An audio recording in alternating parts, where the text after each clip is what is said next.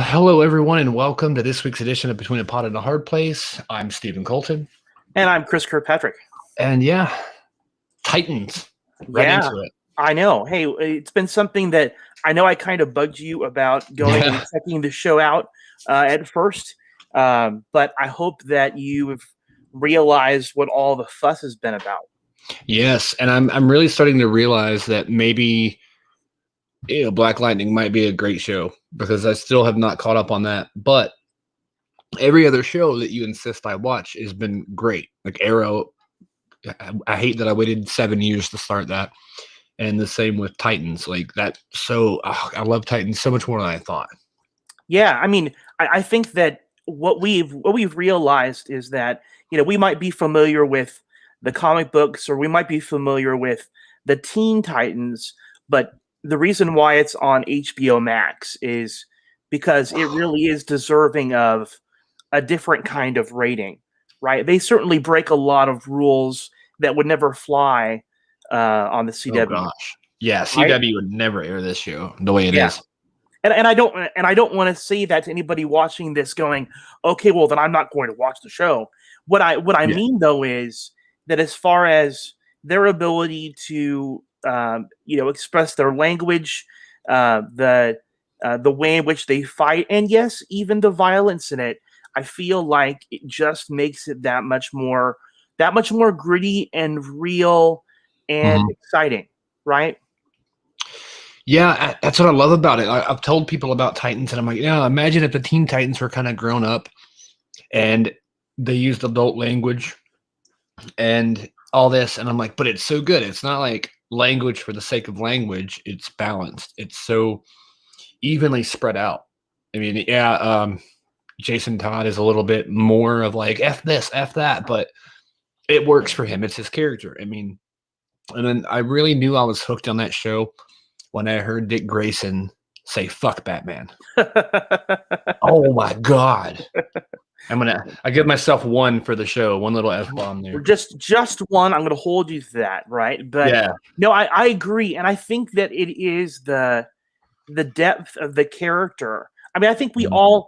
all think that we know who Dick Grayson is as Yeah. Robin, and here is a man who he's essentially put away being Robin. He still owns all the tech and gadgets and all the rights to the tower, but in a very clear way, he's made a decision to break from being Batman's sidekick and even really considering Batman to be his mentor.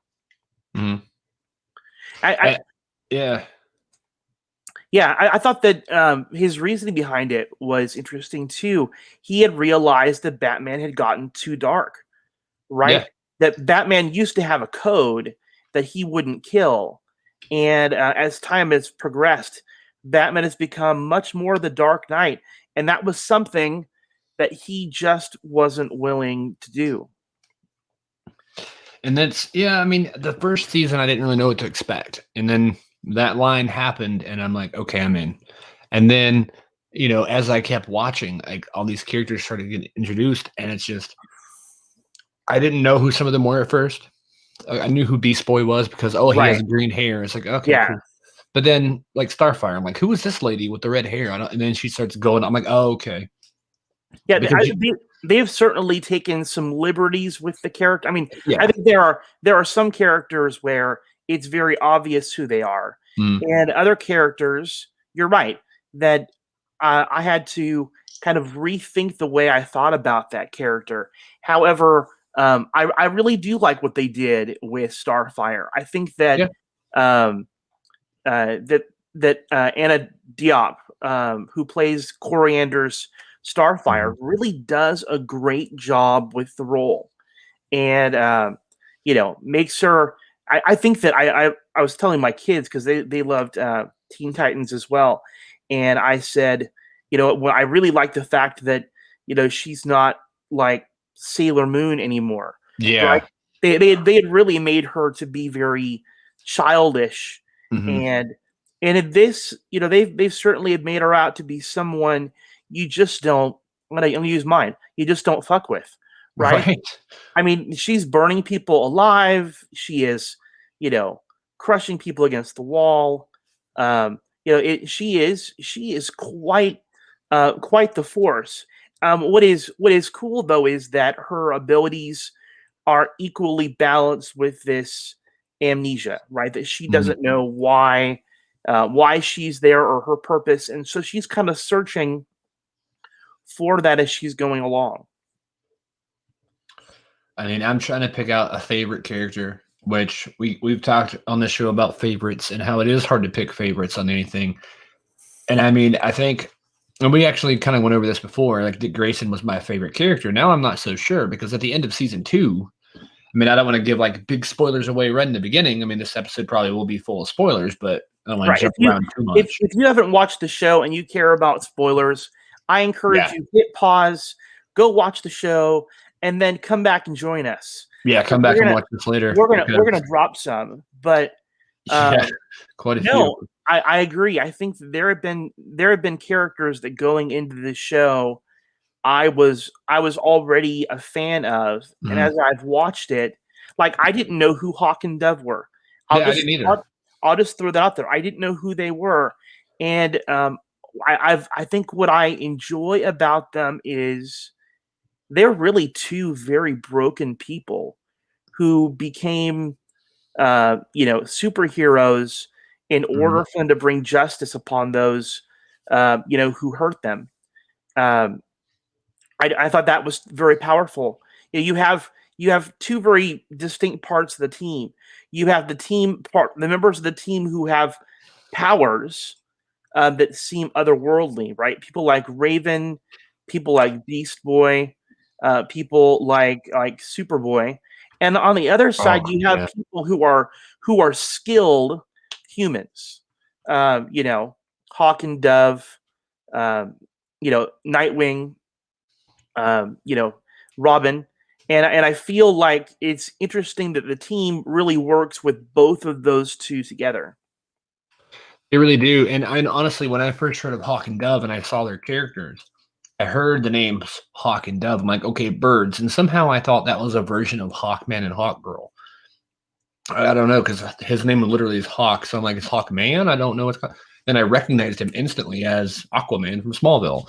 But then, it's so cool how like so many people in these different DC shows and movies have been on Smallville and kind of vice versa. And it's really neat to see that. I think it's really clever that they're incorporating characters or actors that we're familiar with, and they're plugging them into characters um, to kind of give us this sense of continuity, right? Mhm. I really love that, and it shows a real intentionality in them doing that. So I think it's really cool. You had asked about my favorites, Mhm. and I have to say that yeah, I'm a Dick Grayson fan. Uh, Yeah. just just because I think that he has grown so far beyond just simply being um, just simply being the sidekick. He really has stepped up to be a leader and to be his own person, and I really like that. I also find the character of Raven just to be really intriguing, and I think I was talking with somebody else, and they were like, "What exactly are her abilities?" Uh, Yeah. because it seems like they're constantly changing, and Mhm. that's part of the problem for her as well. Is that even she doesn't know what her Yeah. powers do. I mean, we know now. Well, we're talking a lot about details from season 2 because like a lot of the stuff we're mentioning happens there. But like we know she can kind of like create visions for people. And as we found out in the end of season 2 that it happened earlier, but we didn't find the truth of it until later. She pretty much sent Bruce Wayne to everybody to say, "Hey, come on, come back together," but he was never there. And I don't even know if she realizes she did that.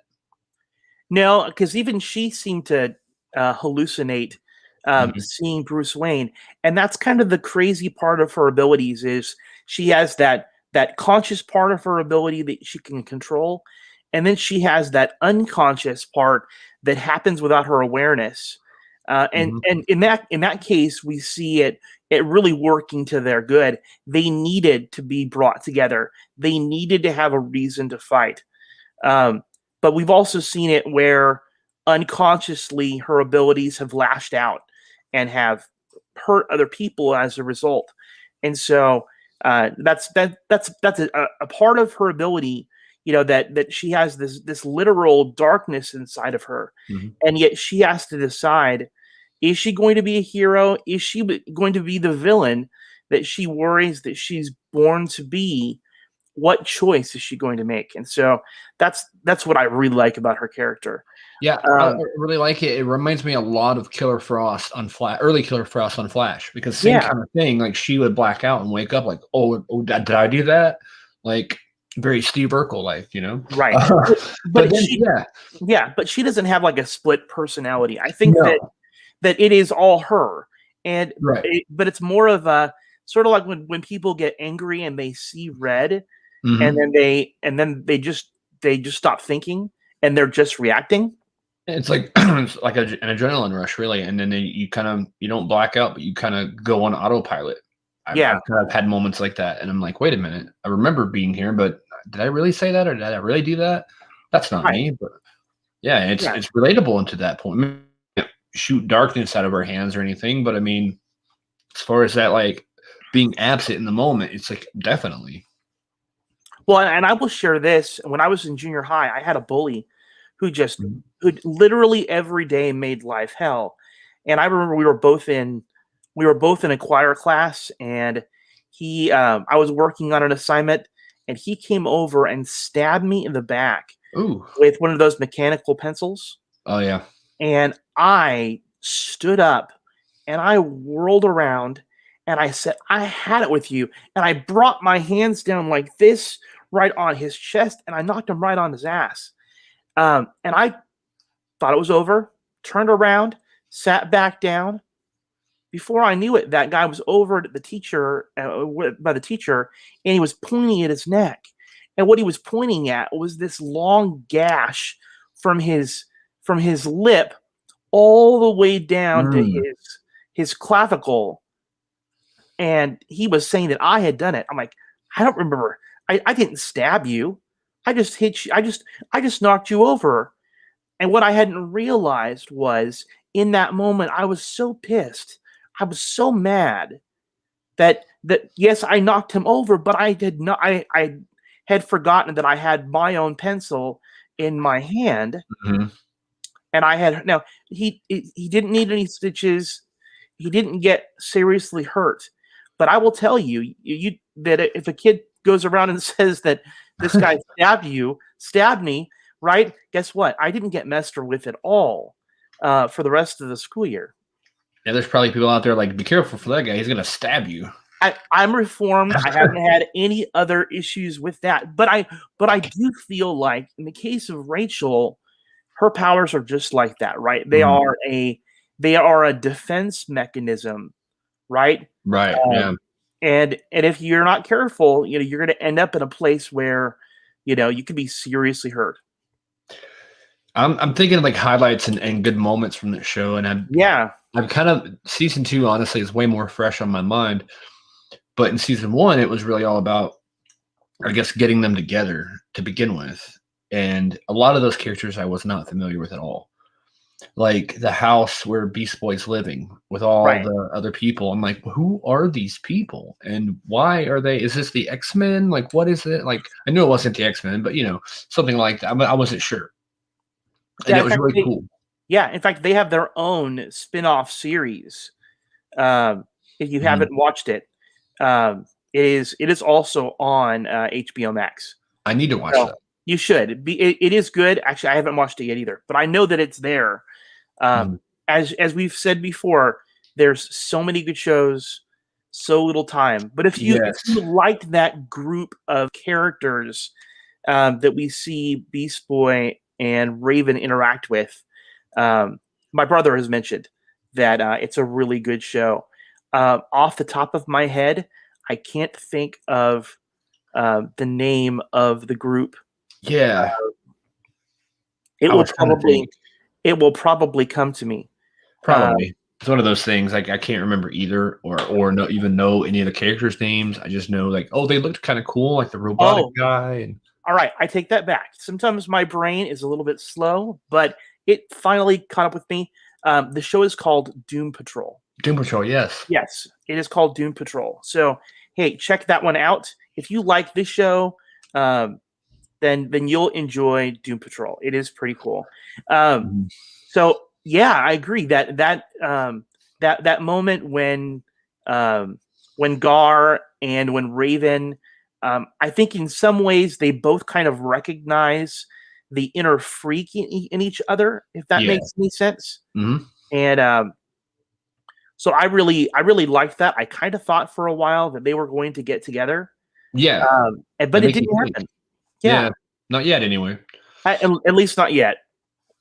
Um, It's I don't even know what happened in season 1 anymore, like, the main story, 'cause I have a bad habit of, like, once it's over, I kinda start to forget about it unless I am it's fresh on my mind if I watch it a lot.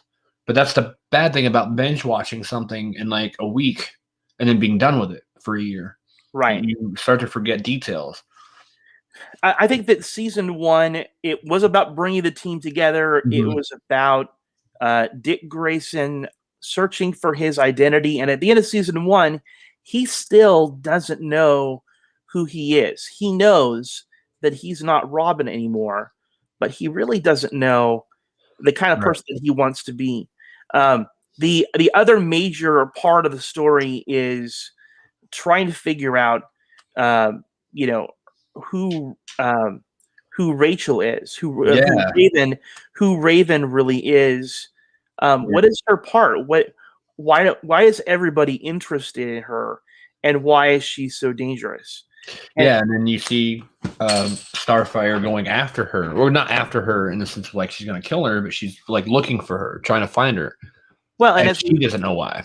as we find out, that was part of the reason why Starfire had come to Earth Mhm. was to prevent Raven from becoming this world class destroyer, right? Yep. It Raven essentially is sort of like the door.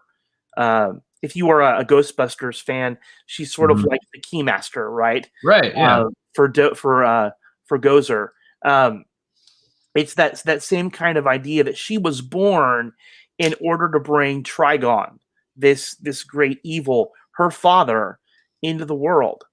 Mhm. Um, and it's all I feel like one of the major themes that plays itself out, particularly in season one, is that juxtaposition between who you were born to be and who you really are, or who you choose to be, Right. right?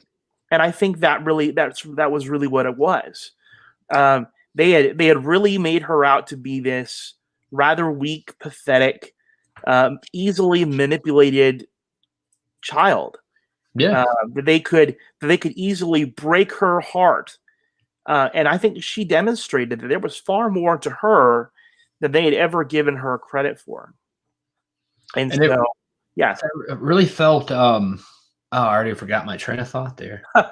you It was already on my mind, but I'm like, "Wait, what was I gonna compare it to?" right, Oh, it had a very, like, part of season 1, that whole story with her trying to find Rachel and track her down and not knowing why, it had a very, very big, like, Heroes vibe to me. It kinda reminded me a lot of Heroes and why I loved that show so much. Like, you didn't right, have to know why they were doing what they were doing. You just enjoyed seeing them do it. right. I mean, you knew that at some point all of these stories were going to come together, Mhm. right? But at the time, you're like, well, wow, they're the story for Starfire begins and she's in Europe, and they seem to be in very completely different places. Mhm. Somehow, all of them end up in San Francisco. Uh, Yeah, so somehow that all works out. Um, but I really liked that. I really liked that story. I did And too. if for any other reason, then that all of them kind of rush to save Raven, and Mhm. in the end, she has to be the one to save them. Save the cheerleader, save the world. Yeah, exactly. Save the cheerleader, save the world. I mean, maybe the So, gothic cheerleader, but still. right, Um, right. but yeah, I mean, season 1 was really good. It kind of was a little slow at first, and I noticed that I got confused a lot in season 1 and 2 when they did the flashback scenes. They don't explain it that much because the episode would be over, and then the next one starts, and the whole episode is a flashback. Because I see, Dawn and Hank together, and then I see the next episode, and Dick is married to her in the future with like 3 kids. I'm like, wait, what happened? Did I fall Oh, asleep? And like that one flashback episode or right, flash forward episode on an alternate when that was during season 1 because he sees all this happening and he kills Batman. Maybe that wasn't the same moment, but all those kinds of flash forward flashbacks really confused me for a while. And I'm like, wait a right. minute. Well, I know, yeah, and those were not real. right. They were fantasies that Trigon was using Mhm. in order to essentially turn each of the heroes over to the dark side. Right. Right, and he sort of dangled the thing that each of them wanted more than anything. And I think what was sad but probably very realistic was that all of them fell. Right, each and every one of them, with the exception of Gar, of Beast Boy, all of them fell. Yeah. And I think that it also tells us that Raven is not alone.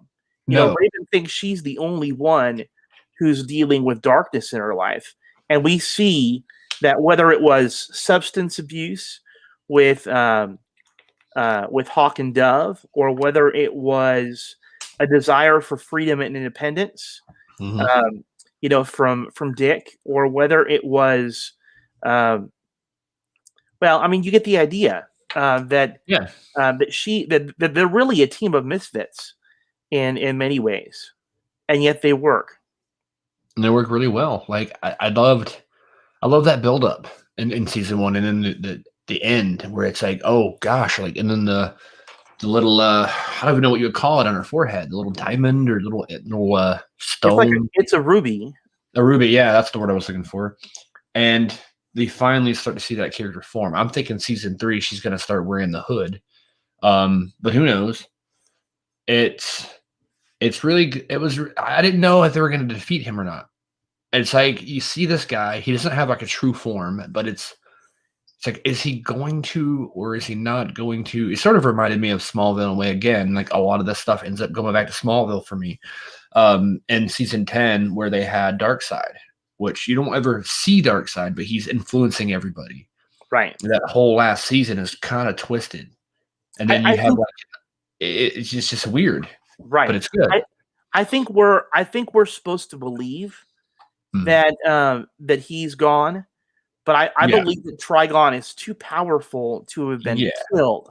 That I think easily. that I think that Raven simply, just as she brought him over, she simply sent him back. Mhm. Um, but I think that he's still waiting for his For chance sure. to return, and I'm certain that he's coming. We know that at the end of season 2, she ended up going back to Themyscira with the Mhm. body of Diana Troy, and so that's something that I'm sorry, Donna Troy, Wonder Yeah. Girl. I always get those two confused. Yeah, it's a very similar name. I mean, But Wonder Girl and Wonder Woman. Yeah. yeah, but I believe that, first of all, if there's anyone who can train her to control her abilities, it's going to be the Amazons Mhm. in Themyscira. Now, have they established where Wonder Woman was during all this? Is she like dead? Is she just off somewhere?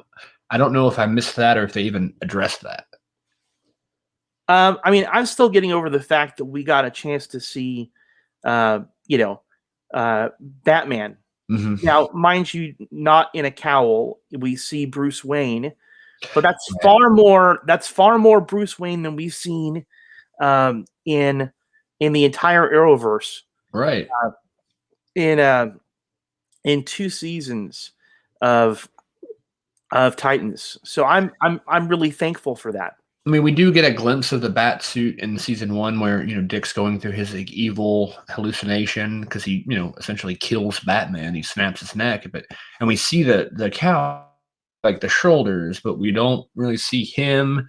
But it was still pretty cool to see the suit in some way. Right. And it's just like, okay, even back they shown a fake Bruce Wayne. And then in Crisis, they show future Bruce Wayne in an alternate Earth. But yeah, I mean, Titans is really the only like Arrowverse. Well, technically, you can kind of put it in the Arrowverse. They're all kind of connected. Um, and yeah, it's the first we've really seen that much of Batman or Bruce Wayne in any form, or Bruce Wayne and Dick Grayson together. So I have to tell you that the guy who plays Bruce Wayne is Ian Glenn. And for me, I think of Ian Glenn, and I can't help but think about Game of Thrones, right? Ian Glenn, just a huge character in Game of Thrones. He played Jorah Mormont, who was sort of like the general chief advisor to Daenerys, the Khaleesi, and so when I noticed that he was playing Bruce Wayne, I mean, I almost swooned. I mean, I didn't swoon, but if I was capable of swooning, I would have swooned, simply because he's just such an awesome actor, and I was glad that they brought him in to Titans to take on yet another really powerful, iconic role. So I mean, I kind of felt the same way about Kevin Conroy in Crisis. It was like, wow. And they finally brought him into a live action. And he got a lot of hate online. It's like, come on, man. It's good. I mean, it was good. They say his acting was terrible. I'm like, don't sit there and talk trash about one of the greatest voices of Batman ever. But I mean, people are gonna have who they like and who they don't like. That's not my Batman. But I think that people, what people were disappointed by about Kevin Conroy was the fact we didn't get a lot of him. Right. And they turned him into a villain, right? And I think that all that time we had waited to finally get introduced to a Batman, and he's a jerk and a murderer, and yet again we don't see him in the suit. I think that there were some people who felt kind of cheated. Yeah, I can see that. I mean, you didn't even see a suit in the room with him. Right. So it's like you could have at least you saw like the Batmobile in Crisis covered up with that sheet. And of course it was the 89 Batmobile, which was awesome. But I mean, I could kind of see that. I mean, and he dies like right away. So it's like really, I mean, it was kind of a cheap death. It's like, oh, he tripped into an electrical board and died. Like, really? Right. I can see that. I think it would have been cooler, like, for her to accidentally kill him and then have to deal with that than to like, oh no, he tripped. Very goofy, but yeah, right. Yeah, so I feel like if season 1 was all about kind of bringing the team together and establishing this general sense of unity, season 2 was really about how everything fell apart. Yeah, and then trying to put it back together. Yeah, yeah, and part of it was this idea of lies, right? Like you had the founding members of the Titans, the original team, and then you had the newbies, right? And we find out that that years ago, you had Dick, you had Donna, you had Aqualad, and you had Hank and Dove, and they were the Titans. And in all of that, we find out that Aqualad gets killed, and that there's an innocent boy who ends up getting murdered, and that fractures the team. And it was why they had broken up, and why some of them weren't too crazy about the idea of bringing the band back together.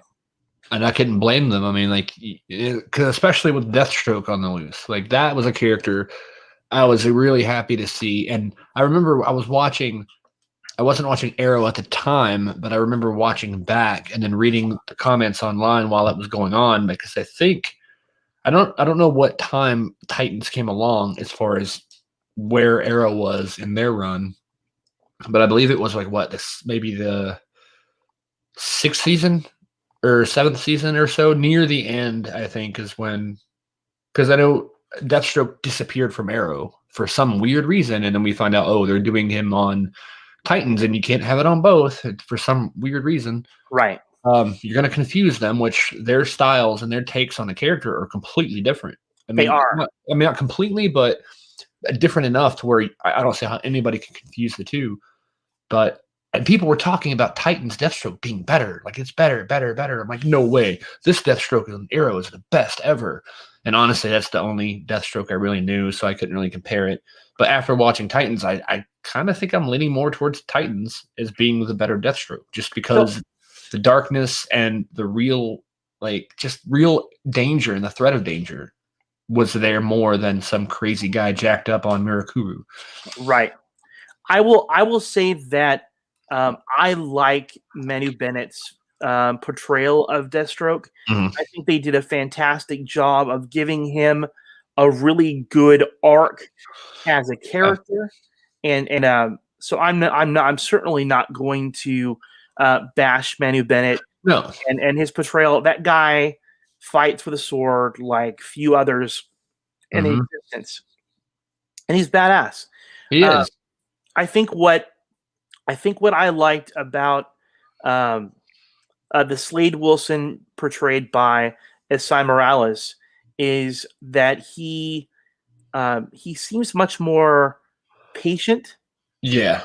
I think he was there was Dr. Light who was all let's get in there and let's fight him and let's punish him, and he was all hyped up and ready to go, and there was Slade just kind of sitting there calmly. Let's make them come to us. Let's make Yeah. them suffer. Let's break them. Um, He's and really about that long game. Like he Right. It was there was Dr. Light was playing checkers, and Slade Wilson was playing, you know, 3D chess. Yeah. And that was Oh that yeah. was that was certainly what I liked about him. A Mhm. formidable villain. But sometimes the most difficult villains are the ones who refuse to fight you directly, and Right. they attack you psychologically in every which way you can. Mhm. And you have to admit that Slade literally peels the team apart like an orange. Oh yeah. Um, and because unbeknownst to them, his daughter Rose has infiltrated the group and has been, picking them apart from the inside. Yeah. We got a comment here. It's asking, wasn't there a Slade Wilson in Smallville too? And I'm thinking there was, but I can't remember. And it's been a while since I watched Smallville. That sounds very Googleable. Um, Yeah, let's it really find. does. Uh, did you want to go in and see if there was a Yeah, let's Slade check Wilson? this out. All So right, Slade Wilson in Smallville. I think there because was. yeah, because I'm actually quite curious to see. Now, I don't I know if they had Deathstroke or Deadshot in Smallville. Um, I know they had one because they did that whole checkmate thing with Amanda Waller Right. and their version. She actually name drops a Suicide Squad and all that, and they had that. But I don't know if it was Slade Wilson or if it was Deadshot. I don't know. So now it's really bugging me. like I have to know this. All right, so I'll give you a chance to go ahead and just to go and check the interwebs to see if he made an appearance or not. Um, I think the other interesting character that comes into the show is the character of Superboy. Oh yes, Superboy was amazing. I Yes. love that Superboy, and again comparing it to other versions. The only other version I'd seen was in Smallville, and that character didn't really have a chance to do much because it was at the tail end of the show. But I mean, this version we get Crypto with him, and the change the story of Superboy all that much. it's closer to Smallville thing that kind of did the same thing. It's a cross between, Clark Kent, Superman, and Lex Luthor. So he kind of flips out and goes full Luthor, then he flips out and goes full Kryptonian, and it's like he's learning who he is and what's going on around him. Right. And that whole journey is like, even though it's really quick, it's really interesting. Yeah, I mean, essentially, and it looks like there was. All right, ding, ding, ding, ding, ding, ding, ding, Yeah. ding, ding. It was in season.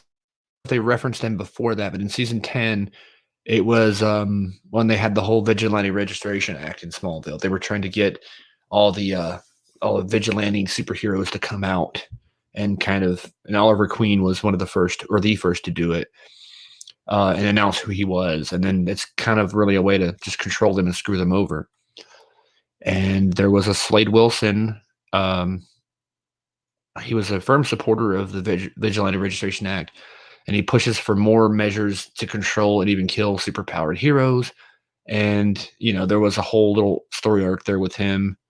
And if I have a picture, I think I can let's just share the screen for a second. Okay. So we can kind of see. I haven't done this in a while, but let's see what happens. All right. Share screen. And let's see, tab, Slade Wilson, Smallville. Okay, so we got, see if I can click on pictures to enlarge it. Because I remember now because his face was really weird. Not to insult him, but he didn't have an eye patch. He just had like that steel plate infused in his eye socket. Oh, wow.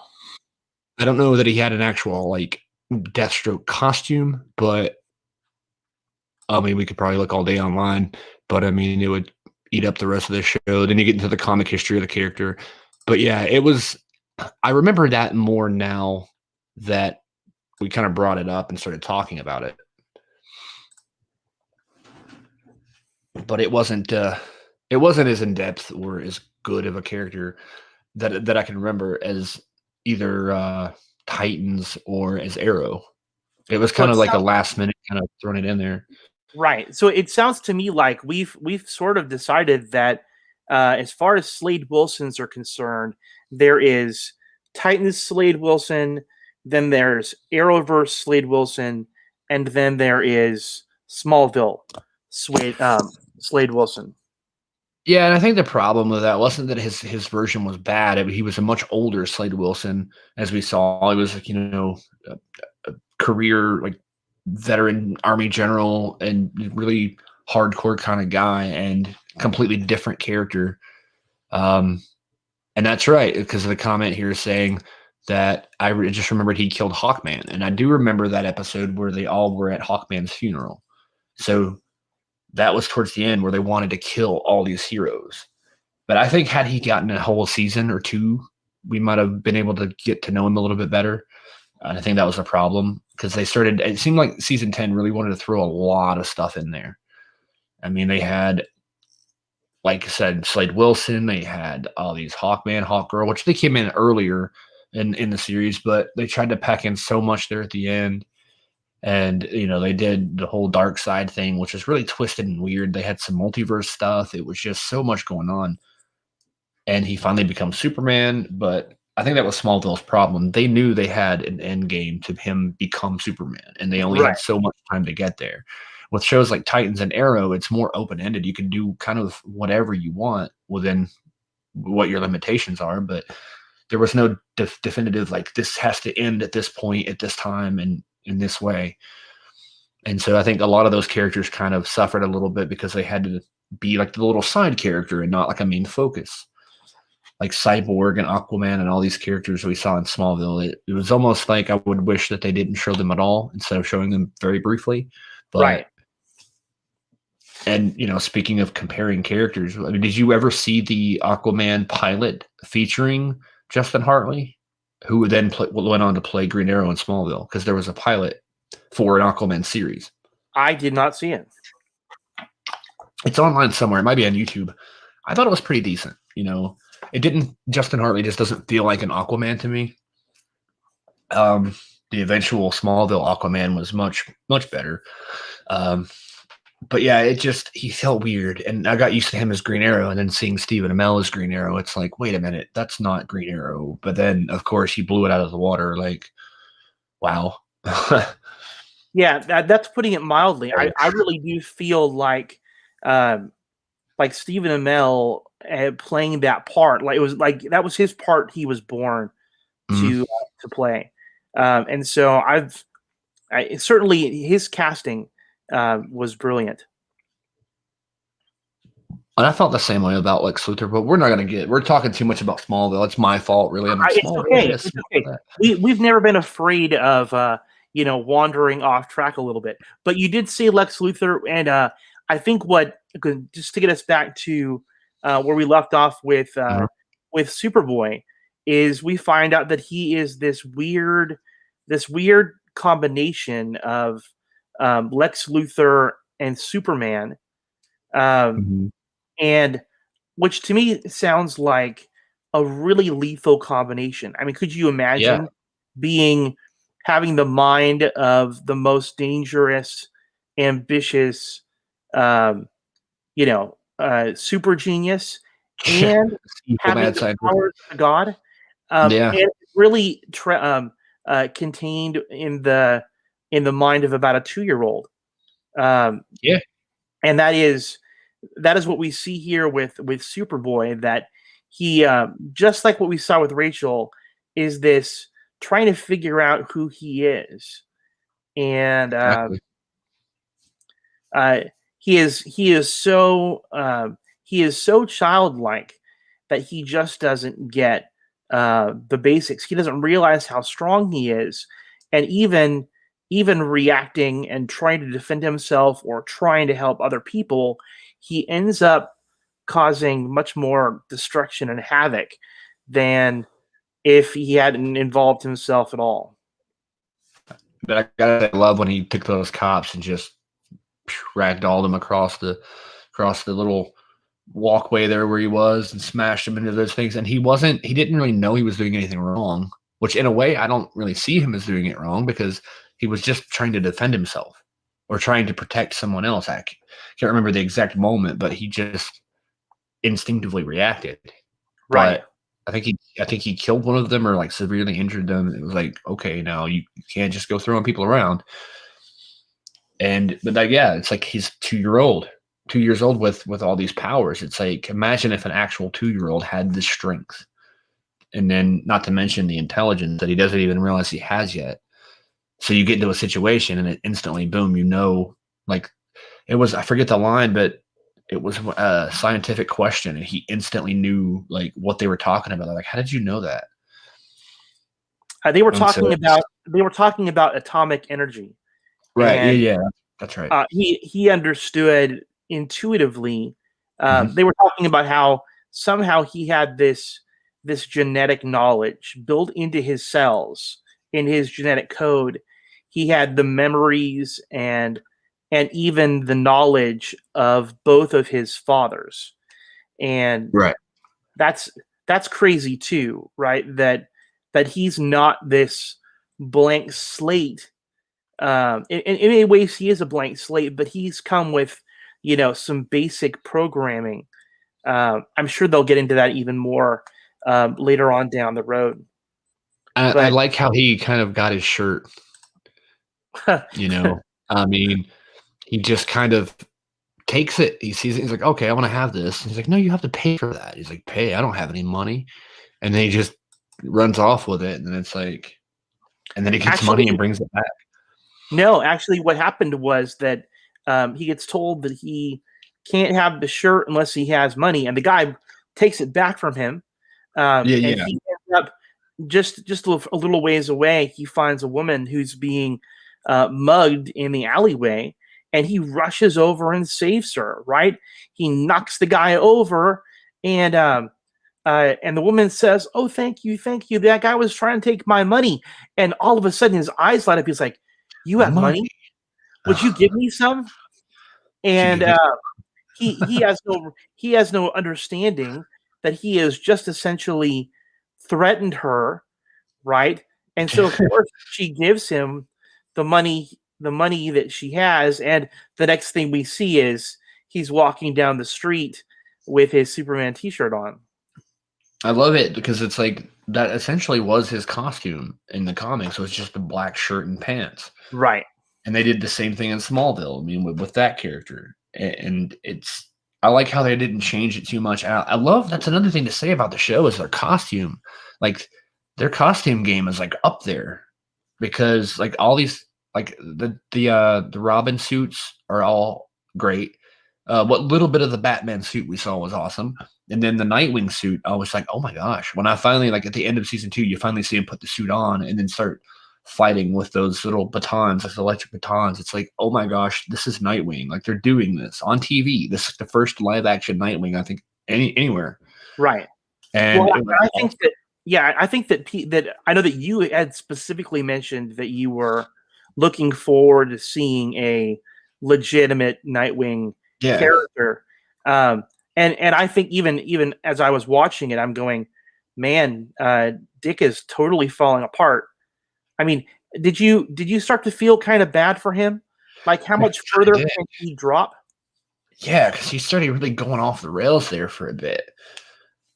And it's like, man, like they're near the end of season 2, really, until he like turns around and goes, "Oh, okay, this is not who I want to be or who I am. This is crazy. I can't do this." And I was just glad to see that he didn't go completely insane, which I didn't think they would have him do that. But there was a slight chance that maybe that was the point of season 3, that to save him from insanity.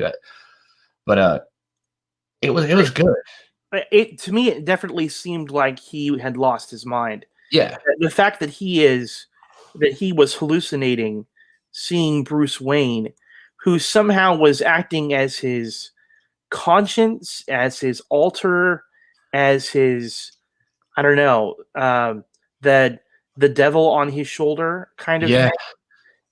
It really did seem to be a really interesting way to show just how dark the struggle was going on inside of his head, and the fact that he, goes into an airport and starts attacking people and gets himself sent to prison.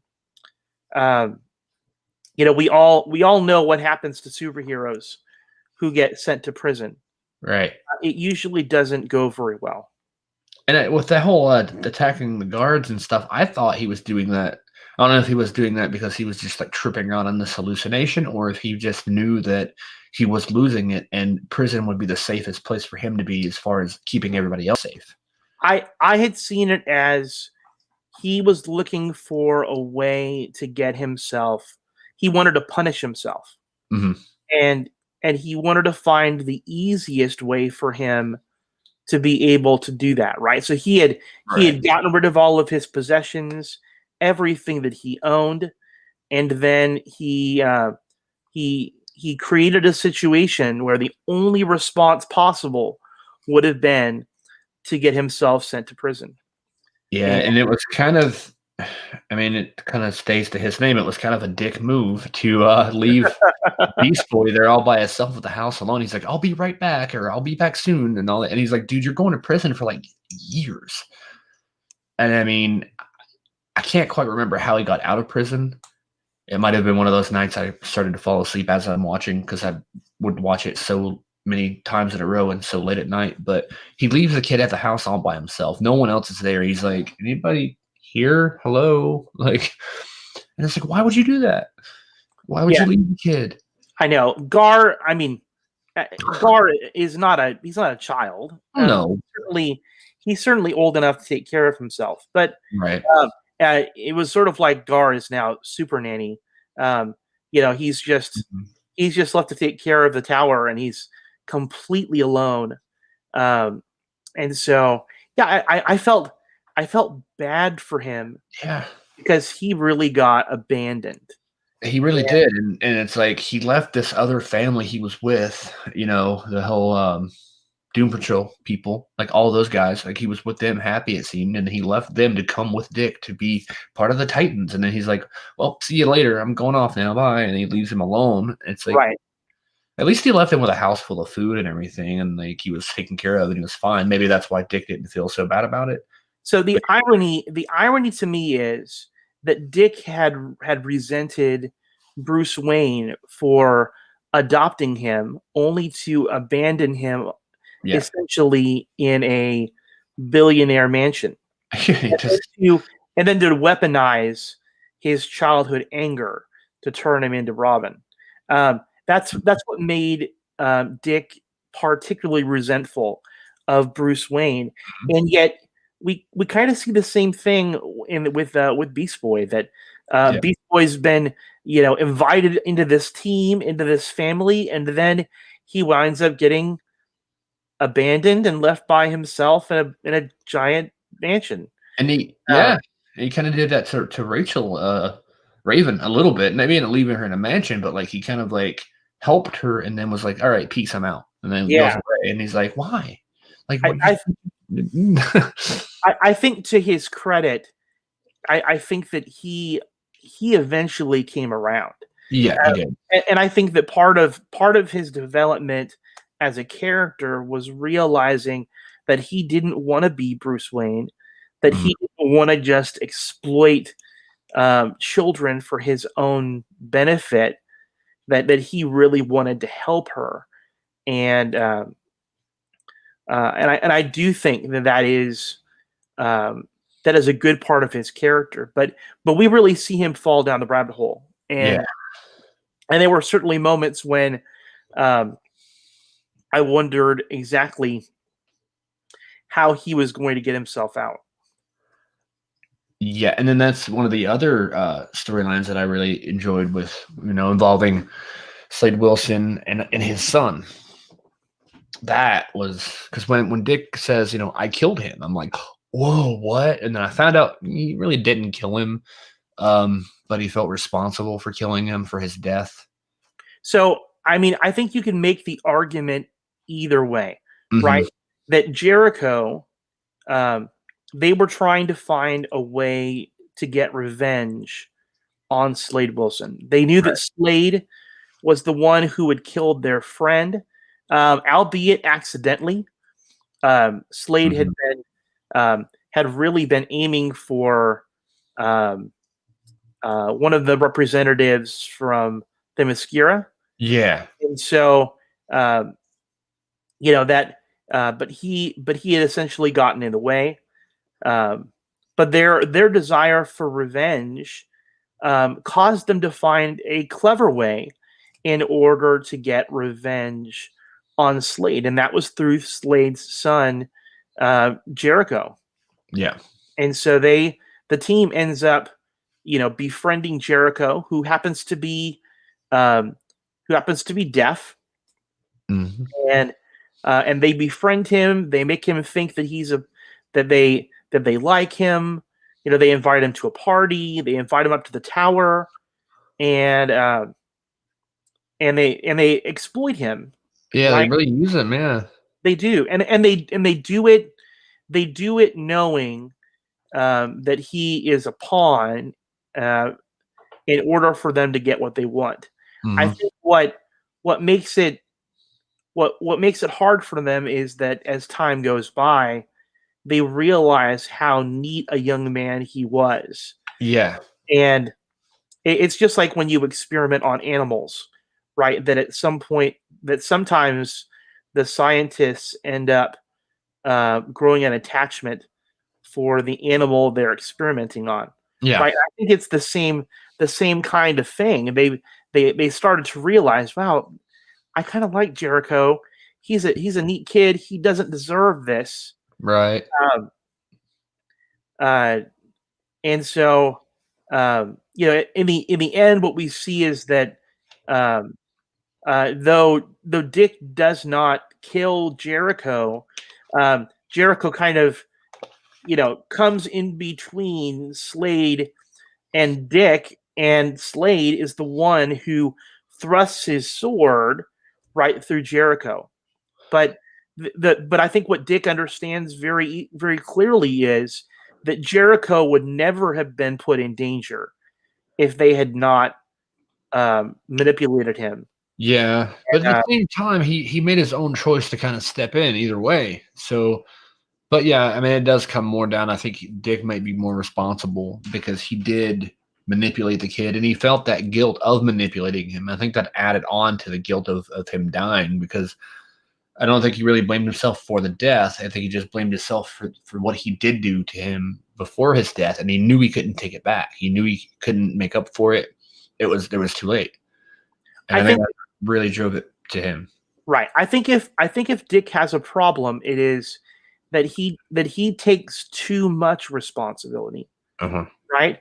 I mean, there is being sad that this kid died and realizing that you're complicit in his death, and then there is going to the extreme and saying, I killed him. Yeah. Which he didn't do. Right? Slade killed his own son. But it did seem like Slade was not willing to accept responsibility, right? Yeah, he knew he did it, but he didn't want to admit it to himself because it's easier to blame somebody else. Right. And it gives him a reason because then Dick starts to believe, like, I did kill him, you're right, and it drives him crazy, which is what Slade wants anyway.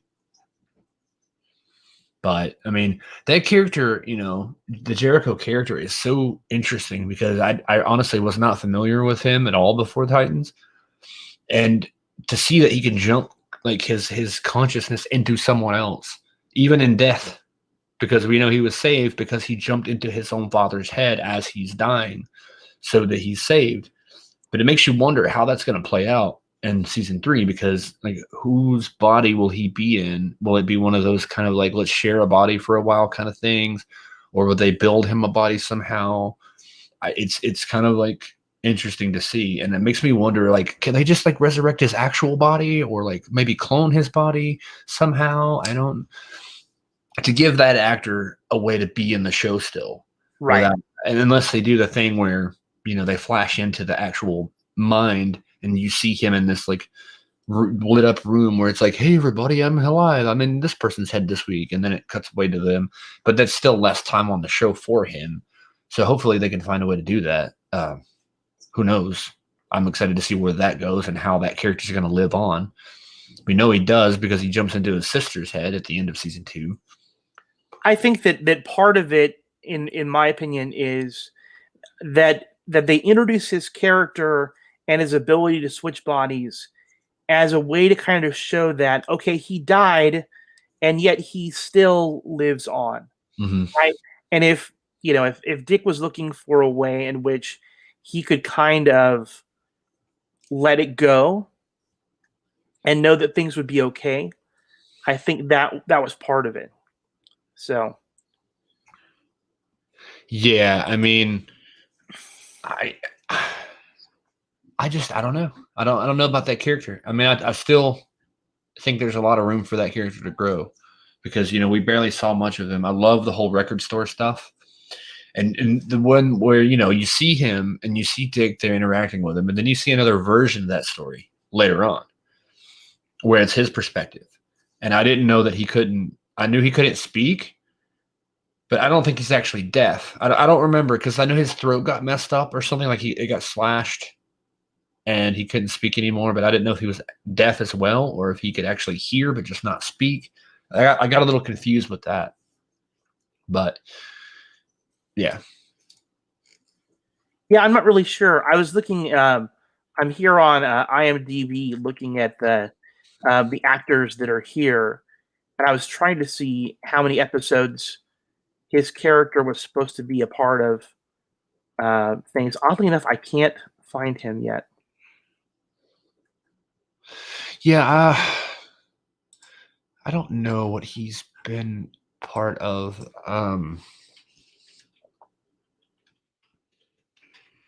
See if I can find anything. I'm not too great at like quickly Googling things, but I can do it. But then I'm always paranoid. I'm like, oh, you can hear the clicks on my microphone because it picks up literally everything. I think that I think that people that are listening to this podcast will understand that, Yeah, I mean, I'm slowly stepping up. I got a better microphone when I started. But when I first started these, I was doing it on my phone, just audio recording on my phone. I'm just okay, this is a big step up. I don't feel so bad about clicks. Yeah. So Let's see. What I see here, the character of Jericho, they just have him slotted for 2019. That would be season 2 for 4 episodes. Okay. So there's not anything about him going into 2020 or 2021. So he may have just simply been a character they brought in for season 2.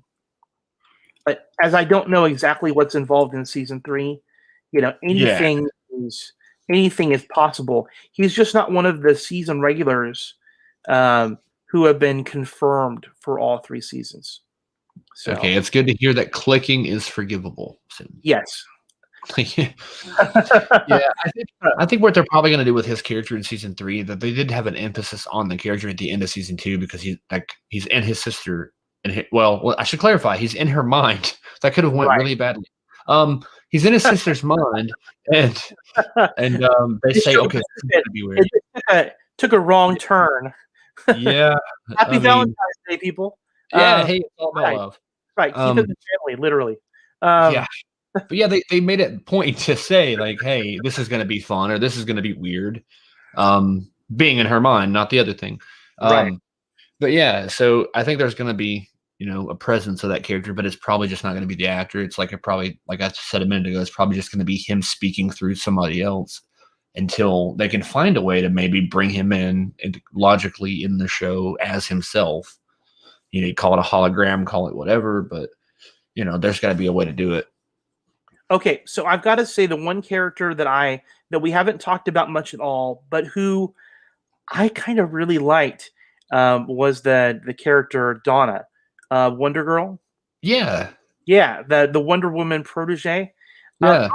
I really liked her. I thought that she was this kind of calm, peaceful, influence, and yet I thought that she also just was, clearly powerful and skilled and everything. I just really liked her. I was disappointed that she died at the end of the season, and that just because of that I liked her character, and I thought it was sort of a shitty way to go. Yeah, it really was. I mean, it was just like this whole, okay, the episode's over. Like, oh, oops, I'm dead. Like, what? Come on. Like, they could have at least had it be some big epic thing. I know she died saving somebody, but I mean, I felt like she didn't really get a lot of time on that show. I know it was like an entire season, but still, it didn't seem like that season felt super quick. Like, it went by so fast. Right. I don't think, frankly, that she's gone. I think that that Raven is going with her back to Themyscira. Yeah. And with her body, I get the feeling we know that Raven has abilities to heal. I'm sure that we're going to find that her abilities extend to resurrection. And that is my. And after watching Wonder Woman 84, I was wondering, Wonder Woman has powers. She can fly, she has strength, and all this stuff. Don't really know why she needs the little bracelets to like knock away bullets, because I'm pretty sure she's like a Superman, but like I don't know what level her super strength is. But either way, she starts. I don't know if you've seen Wonder Woman yet, so I don't really want to spoil too much. But if anybody hasn't seen it, but like she has powers and everything, and I'm wondering if Wonder Girl has similar powers, because really a little bullet probably wouldn't have killed her that easily. So it makes me think, like, maybe she's not dead, or if she is dead, like you said, Raven could bring her back. True. Remember that she wasn't shot with a bullet. She was. Oh, that's right. Right. That's right. Yeah. There was that tower that was falling on Gar, and she had caught it, saved his life, and she was electrocuted. I was thinking of the other guy who got shot at the end of an episode with the guy. That's, I got it mixed up a little bit, but yeah, both of those characters. It's like I feel like they died way too soon. But with Raven going with her, I felt like that was a little bit of foreshadowing to say, like, okay, like wink, wink, she's not gone yet. I think that Raven needed an excuse to go to Themyscira. I believe that this sort of gave her a reason to leave, um, to go with Donna, because the two of them had kind of gotten close, Yeah. I think. And so I think that she is going to really learn a lot from the Amazons.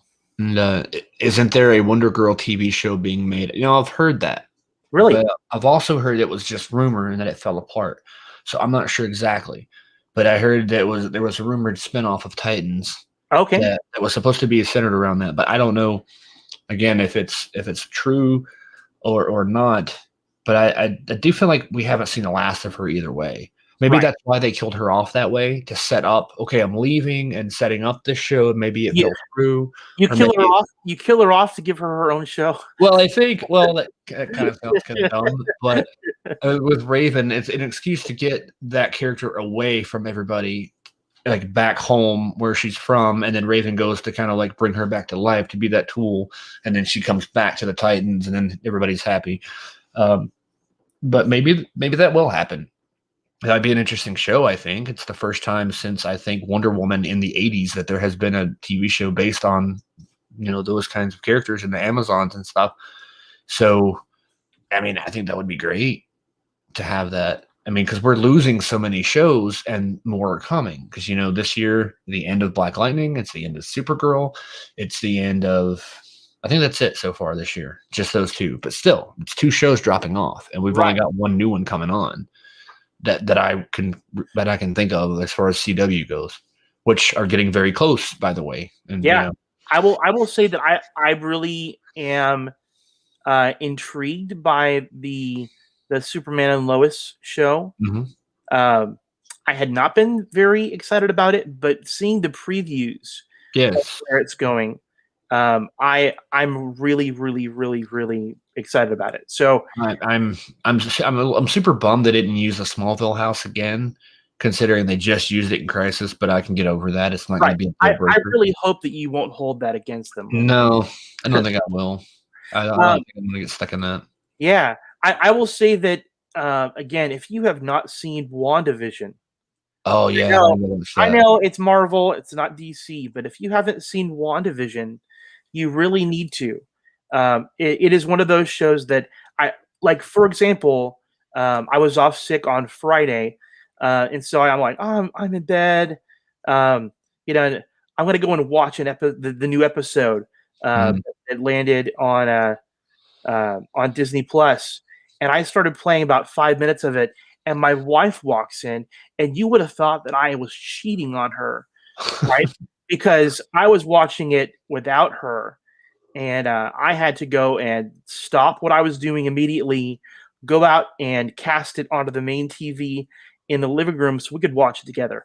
I will just tell you, it's one of those shows that it's clever, it's fun. What's great is that it's set in multiple time periods, right? So the first episode is set in the 1950s. It sort of feels like I Love Lucy and Bewitched, right? And as it keeps moving forward, every episode is a different decade, right? That's cool. It really is. So this last episode took place sort of in the 90s, 2000s, and it was shot a lot like Malcolm in the Middle. And so it was really neat. I'm not sure what they're going to do for the next one. And so what at first seemed to be this very kind of over the top, kind of creative thing, like they were just making a cheeky joke about, classic TV. You realize there's this much deeper story that's going on, and I'm doing it like this because I really don't want to ruin it for you. Right. However, it's really, really good. Somebody had said it is currently right now the #1 show out there, and so that is not a big deal. It is. I really would encourage you, Stephen, to watch it. And anybody else out there, if you haven't seen WandaVision, go out there and watch it. And then, hey, leave us a comment if you've seen it, or hey, we'd love to talk about it, hear more. Yeah. Otherwise, I end up just kind of having a conversation with myself It's like, about it's so what good. It's so good. it Yeah, really I is. mean, I wanna watch it again. I'm trying to find more things on Disney to watch. I mean, I can't really use the excuse that I don't wanna subscribe just for the one show because I literally renewed my HBO Max subscription. I gave HBO 15 of my dollars to watch the rest of season 2 of Titans. It was like 6 episodes left, and I paid $15 to watch those 6 episodes. Right. So, I mean, if I did You're that, I could pay my $6 for Disney, I right. guess. You are a true committed fan. I I mean, I whew, what I will say is that HBO Max does have a lot of great material they do. because they have Doom Patrol on Mhm. HBO Max. I found out they've got all of the new Doctor Who, all the Okay. way back to Christopher Eccleston back in Oh, 2000. wow. So there's a lot of stuff out there. And then if you like um, any of the Marvel movies, all of those Oh, Marvel yeah. movies are on Disney Plus. If you've Marvel, never Star Wars. yeah, if you've never seen Mandalorian, for Mhm. example, you need to go and see Mandalorian. That's another thing, Uh, yeah. yeah. So hey, if you get a Disney Plus account, even if you're not into the children's animated features, Oh, yeah. there's still plenty of stuff out there. Oh, I can sit and get down with some, like, Toy Story and some Aladdin and, all that. I actually loved the new Aladdin live action film. I watched that, like, twice, I think, and it's a really good movie. And The Lion King as well, but Lion King is pretty much just like a straight up not even live action. It's technically live action, but it's all CG, so it's technically still an animation. But, there's a lot of Disney movies that I love still, and they're So it very would, nostalgic too. right. So it would still be a good, investment, even if you only watch it for a brief amount of time to watch those shows. Um, Yeah. and Disney Plus is, I think, the cheaper It really is because service. HBO is like $15, and I think Disney is like what, 7, $6, something like that. Yeah. I, And so, yeah, for sure. I had not see we already have HBO as a part of our Okay, service through our cable, and so I didn't know that we already had it, so we're not paying extra for it. well, that's good. That's Yeah, part of the reason why I'm watching it. But anyway, that's my little plug. I feel like I should get paid by HBO Max and Disney you Plus should.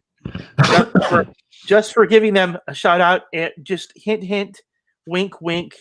If you guys want to throw us some love and support, then hey, I'll be more than happy to take your money. I mean, So, yeah, and speaking of love and support, I mean, Mark Guggenheim, Mark who, Guggenheim, you are the I best. Thank mean, you so much just for he your support and everything yeah, else. he's been on the show technically twice now. I mean, I know the last one was a little brief, and hopefully soon we can get him on and talk more at Yeah. length about things. And maybe we can get Greg Berlanti one day to come on here because this dude is like the CW Arrowverse's dad.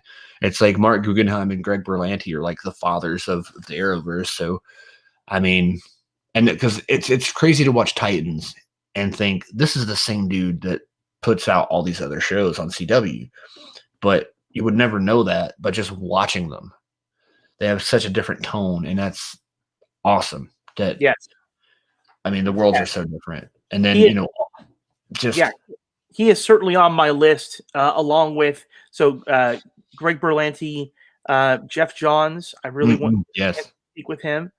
Um, and so, A lot of Smallville questions for me, but yeah, I mean, I well, and he's also one of the writers for Stargirl, and mhm. so, yeah, I He feel like created Stargirl. he Yeah. did. Yeah, the Mhm, comic, and he's affiliated with the show. So, mhm. yeah, I feel like there's so many people out there that I love for us to have on the show, um, and so I'm crossing my fingers. Really, Oh, yeah. I really am. I think that would be awesome. And if you guys are listening to us out there, uh, if you want to help, you know, uh, you know, uh, Tweet all these people. yeah, tag them. If you guys want to tag them here in this episode, um, hey, I would love it. Um, I Exactly. Anybody out there that's like a Diedrich Bader fan, tell him I'm still waiting for his response on Twitter. right, I right. mean, come on. Drew Carey's show was awesome. Well, we take Drew Carey too. That would Yeah, be Drew Carey, I mean, if he's not busy filming some Price is Right, he can come on down Yeah, right. I Right. mean, Well, my brother was on has been on a couple of tapings of The Price is Right. awesome. So he kind of knows Drew Carey then. He And can get our, they're very tight. and they can get his They're like very he's got tight. his contact info. Okay. Absolutely. He'll Yeah. hook us up. Um, so I know we're kind of wrapping things up a little Yeah. bit. But I do feel like I want to just make sure that we thank those people that have hung in here with us to the end. Mhm. Thank you guys for watching us. Hey, we just want to encourage you. Give us some love if you want to share this with others, or if you want to leave some comments for us. We would really appreciate that because really, this podcast doesn't happen without you guys. It So really doesn't. I mean, we'll talk, but then if nobody sees it, it's like the whole saying: if the tree falls in the woods, doesn't make a sound. I mean, right, if the podcast happens in the dark space I was going to say the dark internet, but that would have went way off rails too. But there's right. anybody there to really see it. But Now, my argument is yes, it still does make a sound, but what we do, I think, is much more meaningful when there are people that appreciate it, right? you met And Drew in the restroom. okay, Okay, so do you have his phone number? Could you comment the phone number for Drew Carey in this post? And I will put it up there, and so everybody can call him and tell him to come to our show. That would be amazing. I know. And while we're talking about Twitter and everything, you can follow this show on Twitter at Pod and Hard Place, and on Facebook. I will. Well, if you're watching this, you're probably seeing our Facebook already, but Right. and on YouTube as well. I will tell you that that before my wife and I got together, I had found out that that she had a mad on crush for Drew Carey. Okay. And that was the original Drew Carey. 1995. Pre weight loss Drew Carey. And my response to her was, "So I've got a chance." Yeah. I mean, really. And you see what happened. Yeah. 21 years later. It's like Drew Carey couldn't cut it. I know. Then, I mean, you've already got one up on Drew Carey, so you need to get him in here and rub it in his face. And then get Dietrich Bader in here too to kind of help out. Right. We could do a whole Ryan Styles too. Right. We could do a whole "whose line is it anyway" kind of thing. I would. That would be awesome. Like get Wayne Brady, Ryan Styles, all those guys on here, and they just kind of like have us sit back and watch. Oh no! I would be absolutely doing tonight. We're going to do from a hat, right? Oh yeah, you could be the Drew Carey. I could that. Absolutely do Drew Carey. So anyway, I'm just dreaming out loud.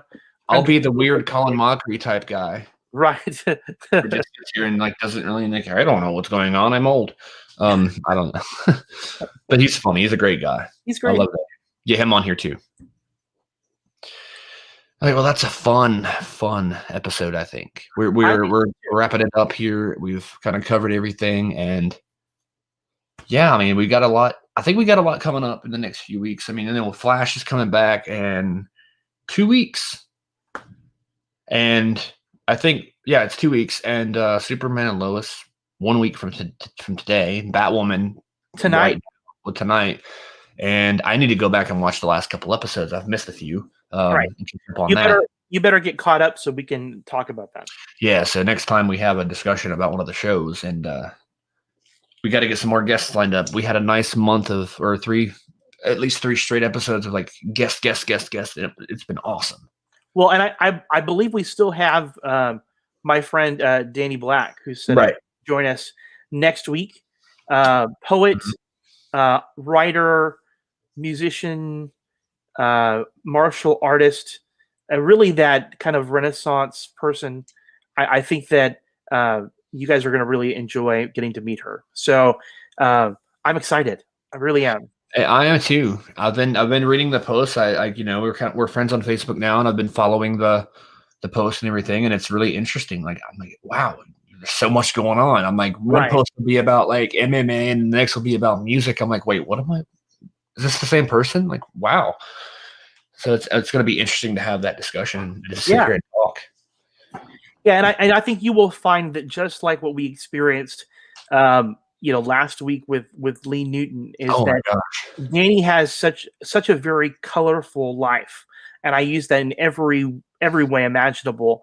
I think that there will be no shortage of things that we'll be able to talk about. So it's going to be fun. If you've never heard of her before or what she does, I will say that she's just this prolific writer. She does everything at 200 miles an hour, and that's what makes her such a fun friend and Mhm. and someone that I've collaborated with in projects. In fact, my last book that I wrote, "Oh, Did I Offend You?" She Mhm. wrote the preface to Okay. that book. Yeah. So anyway, kind of cool how that all kind of ties together. And I didn't mean to make a shameless plug Oh for no. my book, "Oh, Did I Offend You?" Available now. Available on Amazon for $12. But if you want to check it out, that's fine. And if you ever meet me, I will happily sign it for you. There Anyway, you go. my shameless plug for the evening. Hey, Anyway, no harm in that. right, I know. I Did don't you have get anything. I'm like, here, like, buy me some Legos. I don't know. right? I'm sure you could get us all a Walmart discount. Yeah, I could probably help somebody with like a 10% on maybe like a $4 bottle of or gallon of milk or something. I don't know. Right. Do Don't you have doubt. some money? Can I have some of your money? Like, Right. I think it would be a little bit of a drive for me to go to Asheville for yeah, milk. that's a long drive. Would that be what about 4 or 5 days or something? Right. I think the milk would go bad by the time it got to me. Maybe, yeah. Yeah. I would say probably, unless you're All right. super fast. Get the I, and flash. I'm and I'm not. I'm still working on my my speed. Yeah, I'm not connected to the Speed Force quite yet. No. Well, hey Stephen, thank you again for tonight. This has been fun. Absolutely, yeah. It's been a pleasure and always fun to talk about anything really. All right. Well, until next time. Yeah, we'll see you next week and All right. have a good night. All right. Take care. You too.